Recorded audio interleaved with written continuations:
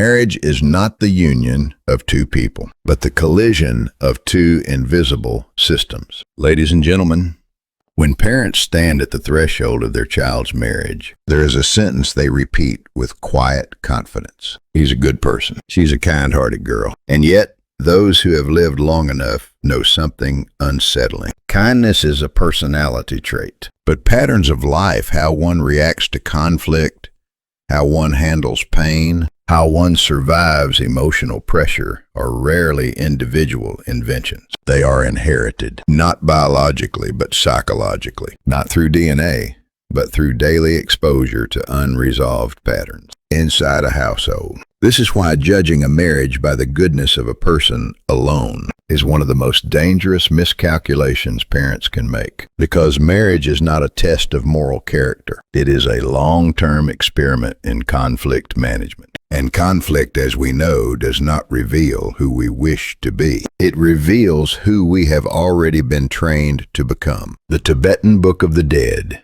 and the Hidden Rehearsal of Life. An ancient Tibetan text, the Bardo, Todal, commonly known in the West as the Tibetan Book of the Dead, offers a sentence that sounds mystical at first, but proves devastatingly practical. What appears at the moment of death is the habit of mind cultivated during life. This statement is not limited to death. In truth, every major transition in life, marriage, parenthood, crisis, loss, functions as a bardo, an intermediate state. A moment when rehearsed patterns override conscious intention. Marriage is one such bardo. When pressure rises, people do not respond with wisdom. They respond with familiarity. And familiarity is almost always learned at home. Why you should not ask about personality, but about patterns. Arthur Schopenhauer once observed, "Man can do what he wills, but he cannot will what he wills." In modern language, we appear free, but we act within the narrow corridor permitted by our character. And character is shaped less by values taught and more by conflicts observed. This is why the critical question parents must consider is not, is this person polite to me? But rather, what kind of emotional world did this person grow up in? Directly asking such a question would be invasive and inappropriate. But there is a way to reveal that world indirectly, not by interrogation, but by observing emotional reflexes. The principle of insightful questions. Confucius advised, observe what angers a man more than what he says. Good questions are not designed to extract information. They are designed to trigger memory and reveal reaction. A truly diagnostic question meets three conditions. 1. It does not demand moral judgment. 2. It has no correct answer. 3. It forces the respondent to revisit a lived scene. The first and most revealing question is this. When your parents argued, how did it usually end? This single question exposes the emotional operating system of an entire household. Because conflict resolution styles are rarely corrected. They are replicated. 4 ways families end conflict and 4 futures they create. 1. The silent ending. Conflict avoidance systems. If the answer is, they stopped talking and went to separate rooms, this is not peace. This is a war without language. Silence-based households treat conflict as immoral.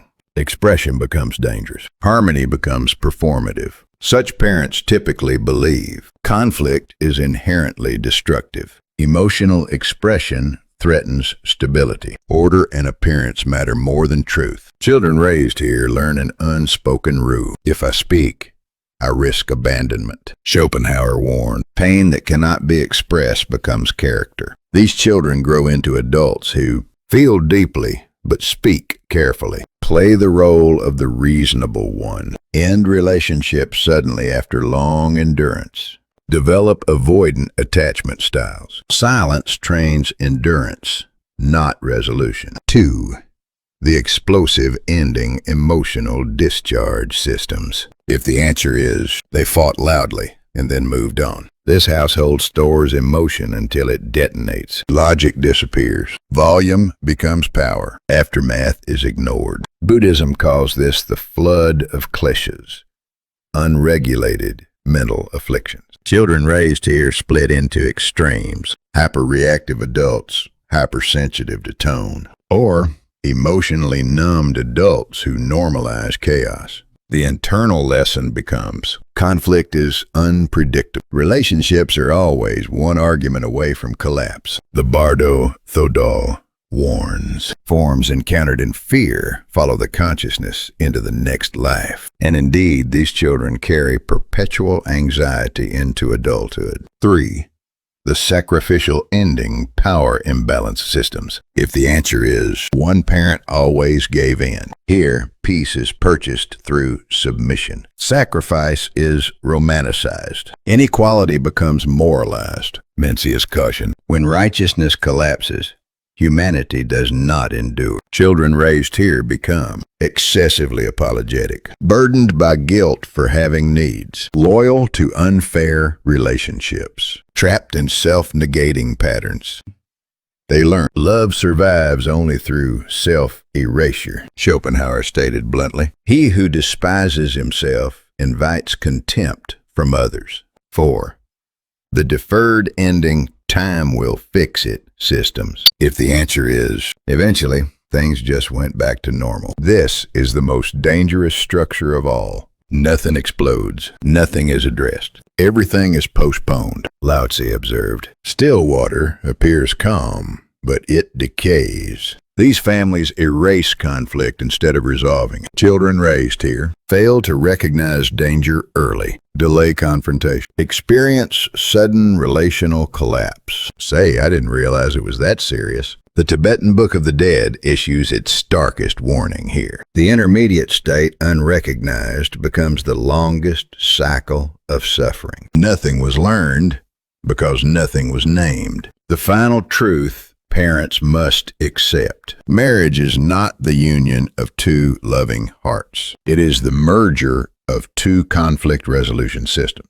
Some families hide pain. Some explode it. Some transfer it. Some deny it. The most dangerous family is not the loud one. It is the one that believes nothing ever happened. The last role of a parent. Parents often fail at this stage because they try to persuade. Statements like, "You'll regret this," "That family has problems." These do not inform. They invalidate. Confucius taught, instruction enters only when the heart is open. The parent's role is not to decide, but to illuminate structure. Ask questions back. How do they handle discomfort? Is it safe to speak honestly there? Do problems get named or delayed? And then say only this. The choice is yours. I just want you to see the system you're entering. This is not control. It is clarity. As the Bardo Thodol reminds us, liberation cannot be done for another, but the path can be illuminated. That is enough. And that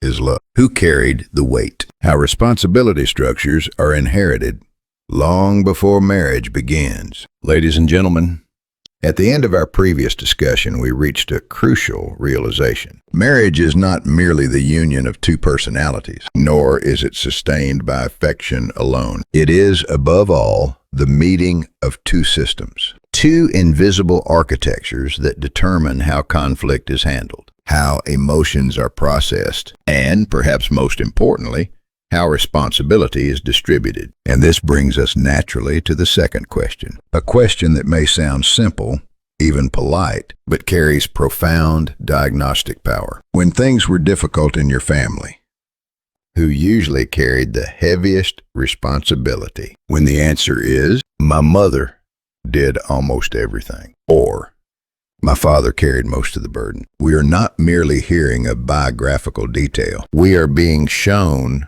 a moral blueprint when responsibility is always carried by one person. In families where one parent consistently absorbs emotional labor, conflict management, sacrifice, and endurance, children do not merely observe responsibility. They internalize a conclusion. But, and this is crucial, Not all children internalize the same conclusion. Some children grow up thinking, if someone is suffering, I must carry more. These children often become over-responsible adults, a pattern we examined earlier. But others learn something very different. Someone else will always carry it. And these children grow into adults who unconsciously avoid responsibility. They are not lazy. They are not malicious. They are repeating a structure that once felt normal. Our responsibility avoidance is learned. Why does this happen? Because what the child repeatedly witnessed was not dialogue, not negotiation, not shared accountability. Instead,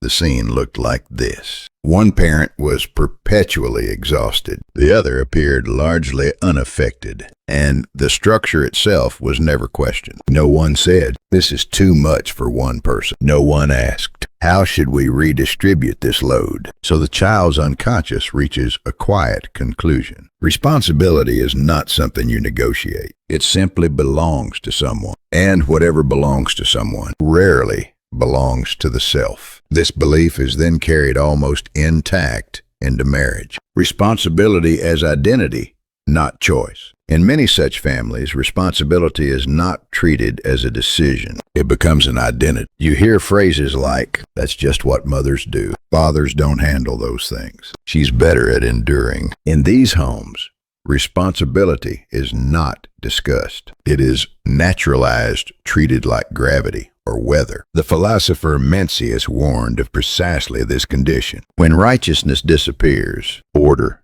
disguises itself as custom. What looks stable is often merely unexamined. The child who learns fixed roles. Children raised in such environments tend to develop role-fixed thinking. They do not see responsibility as negotiable. They see it as predetermined. As adults, they may notice unfairness, but they do not question it. They say things like, "That's just how marriages are. Someone has to endure." But this is not temperament. It is not destiny. It is a learned worldview. And because it was never debated, it feels unquestionable. From ethics to fate. Why does this belief persist so powerfully? Because the message the child receives is simple and absolute. This role cannot be changed. At that moment, responsibility exits the realm of ethics and enters the realm of fate. The Tibetan Book of the Dead offers a striking parallel. Habits not understood are reborn. Unexamined patterns do not disappear. They reincarnate, this time inside marriage. When sacrifice is morally glorified, there is an even more dangerous variation. Sometimes, when asked, "Who carried the burden?" the answer comes wrapped in virtue, but it was all for the family. These are what we might call morally idealized households. They look admirable. They sound noble. They are often praised by society, but philosophically and psychologically, they are the most hazardous of all. The moralization of suffering. In these families, pain is turned into a story of love. Endurance is praised as maturity, and imbalance is defended as virtue. Anyone who questions the structure is labeled selfish. These parents often say, "That's what family means. Everyone lives like this." Arthur Schopenhauer was uncompromising on this point. A society that glorifies suffering eventually loses the capacity to end it. The child raised on guilt. Children raised in such homes develop guilt-based relational identities. They feel guilty for resting, guilty for wanting, guilty for happiness. They define love as enduring pain without complaint. But this is not love. It is ethicized self-erasure. And because sacrifice is morally framed, this structure lasts longer than any other. Why?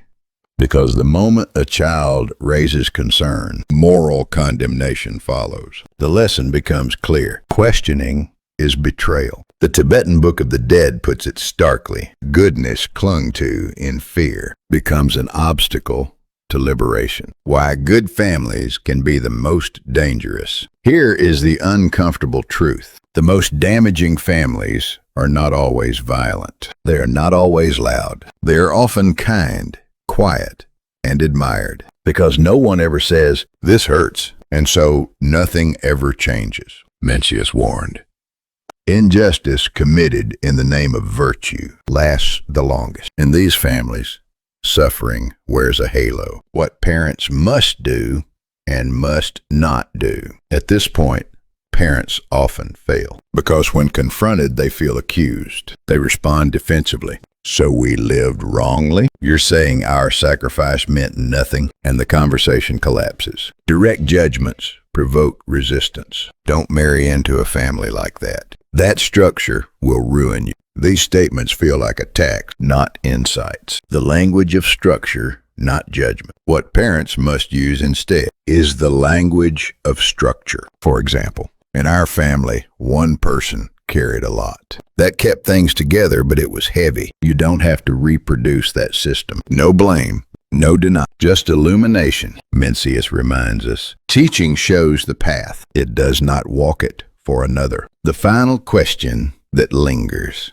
The most powerful question a parent can ask is this: do you want love to mean endurance alone? It demands no answer, but it plants a seed, as the Tibetan Book of the Dead teaches. Even if awakening does not occur immediately, the seed remains. The last act of parental love. Parental sacrifice deserves respect. But the moment that sacrifice becomes a child's obligation, it ceases to be love. The most dangerous family is not the abusive one. It is the one where no one ever objects. The final gift a parent can offer is this sentence: our way was one way. It does not have to be your fate. Only then does the child encounter something truly rare: the freedom to choose their own life. What happens when emotion was never spoken? How families teach us to punish, explode, or control. Ladies and gentlemen,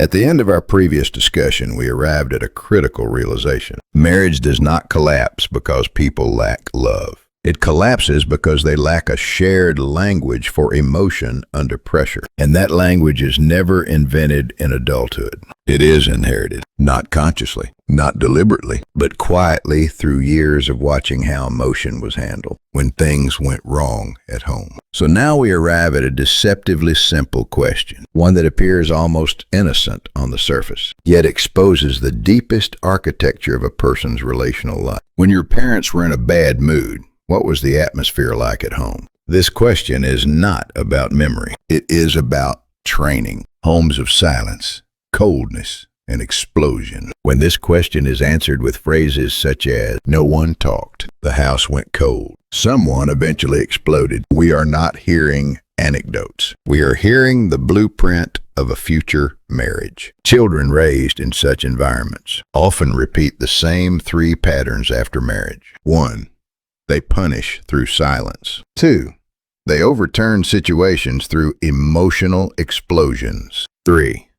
They create anxiety in their partner to regain control. When asked about this behavior, they often respond sincerely. There's no point in talking, but this is a misunderstanding of their own condition. The issue is not that they believe communication is useless. The issue is that they were trained to communicate without words. They learned to speak through atmosphere, through withdrawal, through emotional pressure. And while this may feel natural to them, over time, it produces a devastating effect. Emotional exhaustion in their partner. Emotion as weapon versus emotion as language. In these households, emotion was never something to be examined together. It was either hidden, feared, or weaponized. And what is not spoken cannot be negotiated. The Bardo Thado, the Tibetan Book of the Dead, repeatedly warns.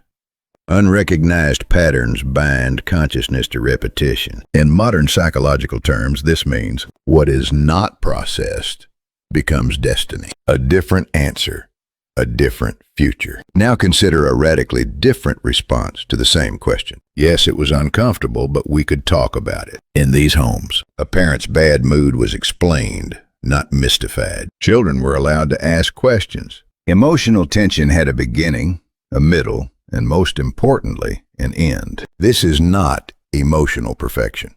This is emotional recoverability. Here, emotion becomes neither something to suppress nor something to unleash. It becomes something to work with. For a child, this environment teaches a life-altering truth. Emotion does not destroy relationships. This experience forms the core of emotional security. The child learns. Speaking discomfort does not lead to abandonment. Expressing unease does not threaten connection. Conflict does not equal rejection. This is not optimism. It is evidence-based trust. The adults these homes produce. Children raised in such environments typically grow into adults who can translate emotion into language, are not terrified of others' feelings, understand conflict as a process, not a catastrophe. They do not hide emotion, but they are not ruled by it either. In marriage, these individuals do not avoid conflict. They address discomfort early. They separate emotion from accusation. They speak with the goal of repair, not victory. For them, marriage is not an institution designed to suppress emotion. It is an alliance designed to manage emotion together, whether storms or taboo. The difference between these two outcomes often comes down to one question. Was parental emotion experienced as predictable weather, a destructive storm, or an unmentionable taboo? Each produces a different kind of spouse. And this is why asking this question before marriage is not about curiosity. It is about survival. You are not asking about personality. You are asking how this person learned to handle human reality. And that learning lasts far longer than romance. The fourth question. Psychological distance from parents. Now we move to the next, layer one, that determines whether a marriage will truly have two adults or quietly include a third presence. The fourth question is this. When you disagreed with your parents, how did you express it? This question reveals whether someone has psychologically left childhood or merely aged. Arthur Schopenhauer wrote, "A person who is not mentally independent cannot be free in love." This is not poetic exaggeration. It is relational mathematics. Unresolved dependency does not disappear after marriage. It transfers. Opinion is not the issue. Independence is. This question does not measure communication skills. It measures emotional differentiation, the ability to remain connected without surrendering one's position. Disagreements exist in every family. The real question is not whether differences existed, but were they tolerated? Were they discussable? Did the relationship survive them? From the answers, we must read three signals. 1. Was guilt excessive? 2. Did the word filial duty or moral obligation dominate? 3.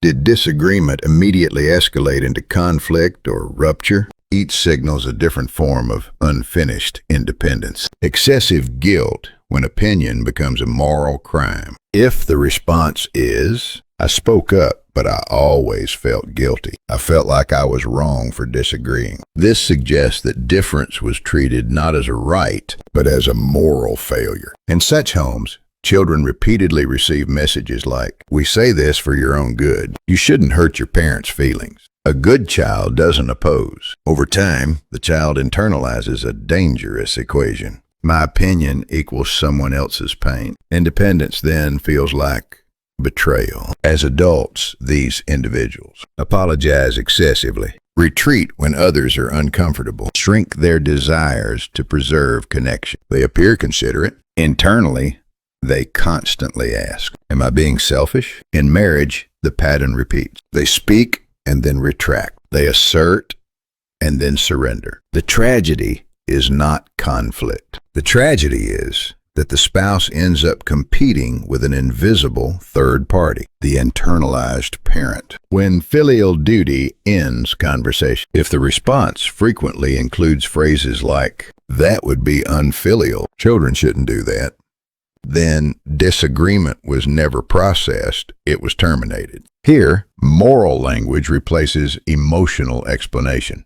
The word duty does not clarify, it closes. Children raised this way do not learn negotiation. They learn role obedience. As adults, they possess moral vocabulary but lack emotional language. They prioritize roles over needs. They revert to child mode around parents. After marriage, this creates a fatal imbalance. The spouse becomes negotiable. The parents become absolute. Marriage quietly transforms from a partnership into a clan structure, when difference equals rupture. If disagreement led to explosive fights, emotional cutoff, or long periods of silence, then the family lacked psychological shock absorbers. Difference was perceived as threat. Children raised here learn one of two extremes: total compliance to avoid loss, or extreme confrontation that risks everything. Both lack healthy differentiation. In marriage, this results in either emotional volatility over small issues, or